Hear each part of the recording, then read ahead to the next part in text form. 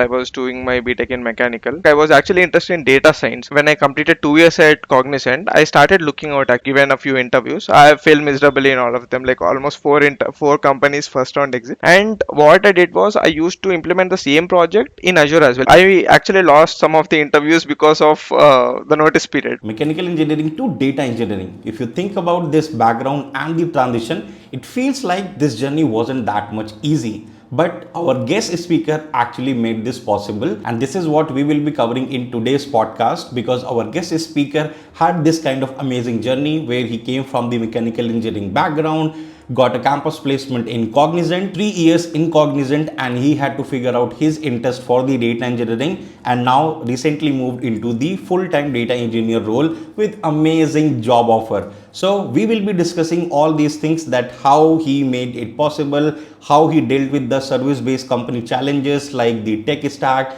3 months notice period, how did he improve his resume portfolio, how did he adjusted the data engineering related experience in his resume, kind of projects, interview experiences, and the challenges he faced. So make sure watch this podcast till the very end. It will be really beneficial for all such data professionals, specifically data engineers who are in the same kind of background and looking for their next switch with amazing job offer. There is a lot of information for you in this podcast, and a very important announcement for the AI enthusiast. So in the last couple of years, we have seen the boom of AI, specifically the generative AI and the large language models. So you have been using ChatGPT, Gemini, Bard, and many other things.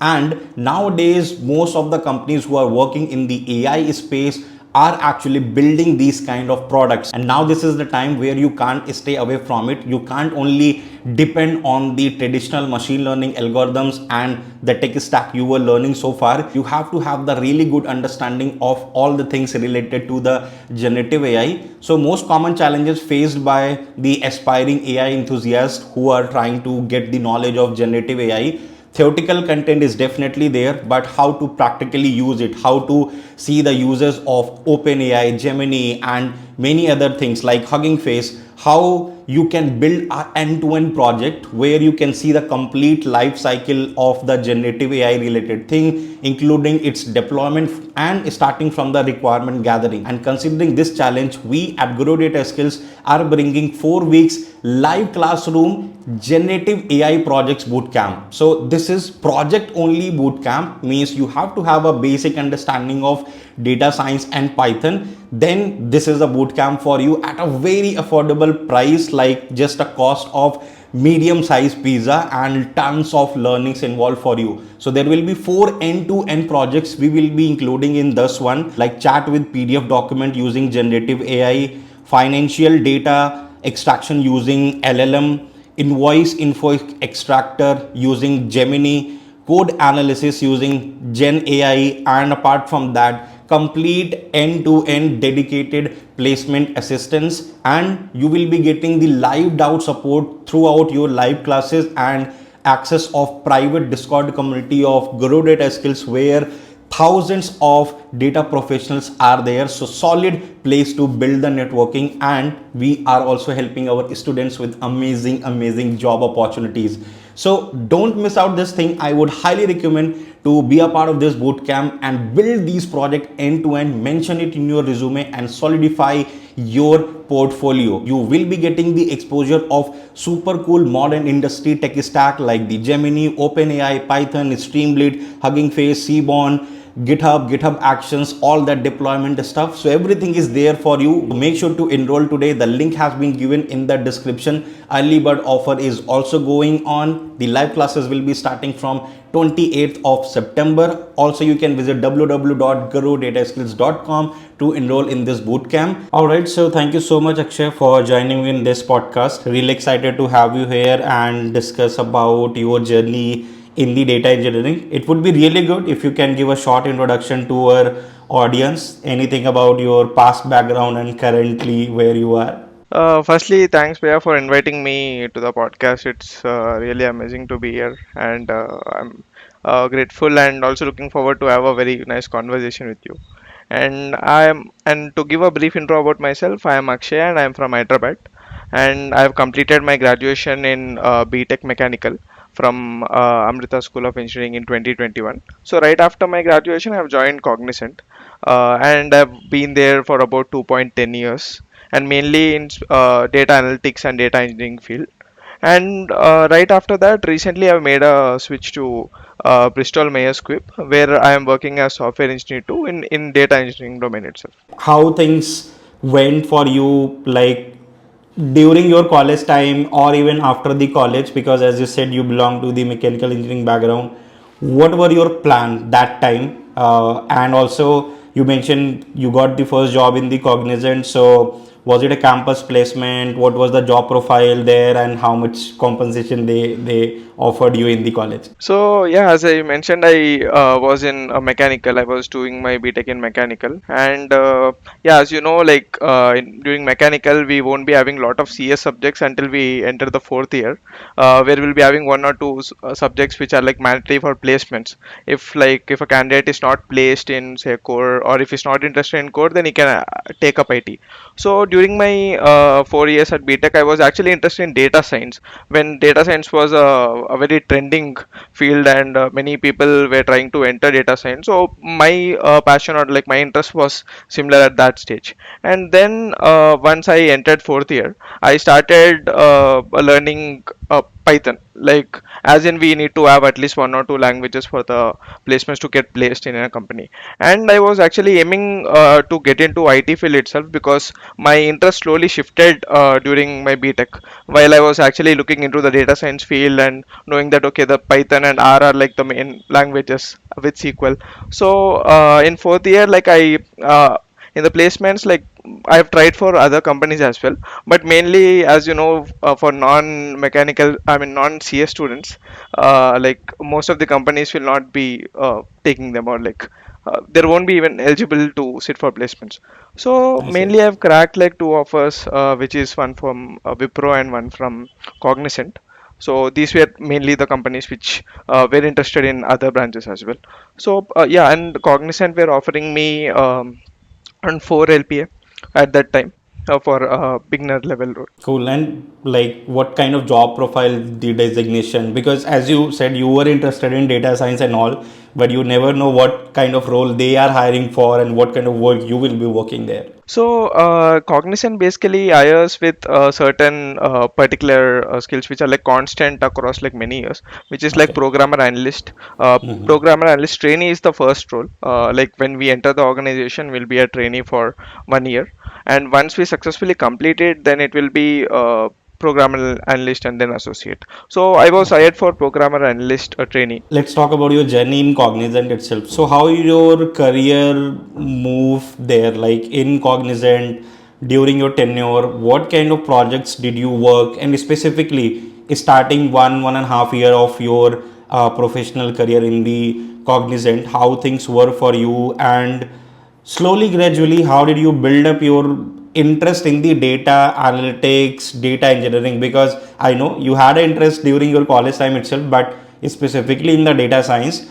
But data engineering, data analytics is slightly different to that. So, if you can throw some light on that. So actually, what Cognizant did was like before joining Cognizant, there was a 3 month period, which is like a non paid period, but it was certainly like an internship, but not exactly like an internship where we had to upskill in certain tech stacks such as SQL, PL, SQL, and Python, and there would be some examinations or which we have to assessments we have to clear before joining the company. So right after joining the company, I've been very fortunate that I got into a very good under good management, where then I was actually introduced to the world of data engineering. Then I got to know that okay, there is something called as data engineering, which is a very crucial piece in the entire puzzle. Like we work with data scientists and data analysts to give them the better, I mean, structured data.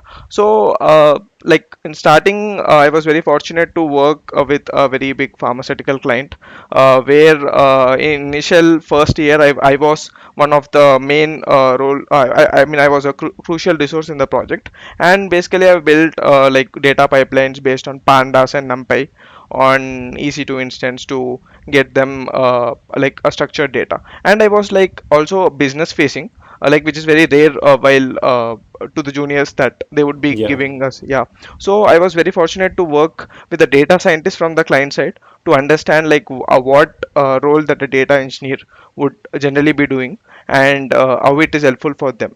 So yeah, and that was how I started. And then after completing 2 years, I've also worked with other client which is also in the similar pharmaceutical domain, where I mainly ventured slowly into PySpark and other tech stack like Snowflake and other some of the AWS tools as well. Recently, you have switched from Cognizant to Bristol for the full-time data engineer role. So, how was your preparation journey? Because why I'm asking this question, considering the skills required by companies nowadays, what kind of a step-by-step roadmap and the skills did you acquire? Things have changed a lot, because when you would have started interviewing companies, maybe in Cognizant you have worked on these many things, but in their job description they have mentioned these many things. All right, so if you can give that brief, it would be really helpful for the audience. So, as I said, when I completed 2 years at Cognizant, I started looking out actually. I wanted to get more exposure since I was working mainly with Python, Pandas. Like I wanted to see like what like the main data engineering profiles would be looking in other companies, mainly product based companies, which I was aiming for. So I have given a few interviews like around same time last year, around September. I have given a few interviews. I have failed miserably in all of them, like almost four companies first round exit. But I understood like where I am at and what is the ground level and what tech stack I need to build in my portfolio to get into a data engineering role. So mainly I have understood that Python, Spark, and SQL are the main pillars. Upon on top of that, we need to at least know one or two cloud technologies. So I picked up AWS, which I was already working in very few of the services, and also Azure. So in this Okay. way, I've mainly covered these tech stack or these cloud technologies along with the SQL, Spark, and Python. And mainly I've like I didn't have lot of data engineering projects in my work experience at Cognizant, so I had to build portfolio projects, which I worked for almost around 6 months from when I got an insight about how the data engineering looks outside up in any organization, or what they're expecting in market for a data engineer to have certain skills. So yeah, that's how I started it. Like around 6 months I worked and built a few projects in Azure and AWS. And yeah, that's how I got confidence that I can give interviews as well. Yeah. How much time you gave to the data structures and algorithm part? Because you would have gone through multiple interview experiences as well, at least for product based companies. As per my experience as well, they expect something. So did you like literally spend some time on that part as well? Yeah, so DSA is like a very crucial like aspect for when it comes to interviewing. I mean, be it any role like software engineer or even data engineer, like at least basics of DSA you must be knowing. So I spent like around I started like in the 6 months of gap when I was like learning sideways. I started doing DSA and I mainly covered like the important topics like stacks and queues, linked list, arrays, strings, and these were mainly the questions that were asked also in the interviews that I faced. So yeah, DSA Okay. would definitely be important, but not at a very higher level. Say at least at a medium to easy level, you must be knowing mainly of arrays and strings. These kind of questions are very important. How much companies expect from a candidate regarding the DevOps part? I mean, do they literally focus on it during the interviews? Like how, like, do you know how to deploy a pipeline end to end, CI/CD, Terraform, so many things in AWS as well for the DevOps. Similarly, there is a complete Azure DevOps section as well. So, what did you observe during your interviews? How important it is, and how candidates should focus on it? Yeah, actually, like DevOps, we need not actually deploy, or we need not have worked on it. But I mean, there would be teams like working with the data engineering teams, like DevOps team would be deploying our applications or pipelines that we build in. So we must be knowing what are the important services that we use, like either Terraform or AWS Cloud Formation. That was one of the questions that I faced in interviews as well. Like uh, basically they want to know, I mean interviewers would be knowing, or any company would be knowing, if we are aware of how the pipelines get deployed, or how the services are created even using the DevOps or the Terraform, or say Jenkins as well. So yeah, the Jenkins, AWS CloudFormation, or even in the Azure, it is important to know, but not in a deep, I mean not so deeply, but at least at a surface level, or at least what it is being done in your project that you worked in. So, how did you showcase data engineering related experience in your resume? Because companies definitely ask for it. So, did you add projects which you worked in Cognizant, or you worked on some self made projects and you mentioned it in the resume? How was that thing? Yeah, so for any data engineer, or any aspirant who wants to come into data engineering field, definitely the projects are a must over there. I mean, even if you have skills, projects will support that you have done something. So yeah, as I mentioned, I have started working for almost 6 months, where I mean, I took a lot of projects, or I've went through a lot of free resources on YouTube and also on GitHub, and also I've taken a few courses like which I feel would be very helpful for me to build a project. And then what I basically did was, when I created a project following any YouTube video or any course, I mean even your course, I used to implement an idea which I had at back of my mind. And what I did was, I used to implement the same project in Azure as well. If I'm doing it in AWS, I would also try to do it in Azure.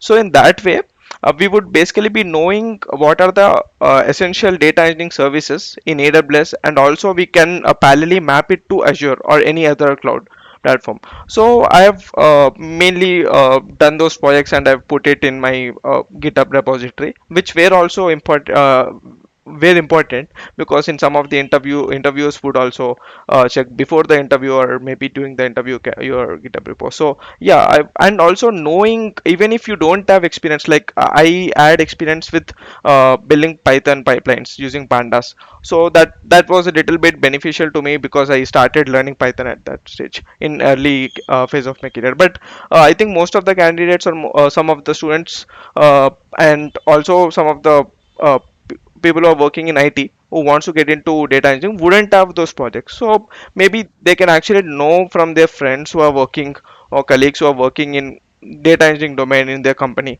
or at least there are like many YouTube videos or many resources from where they can actually learn and put this in their profile. Yeah. This thing I have heard from different people a lot of time, that maybe in product based companies my resume will not get shortlisted because I worked for 3 4 years in the service based firm.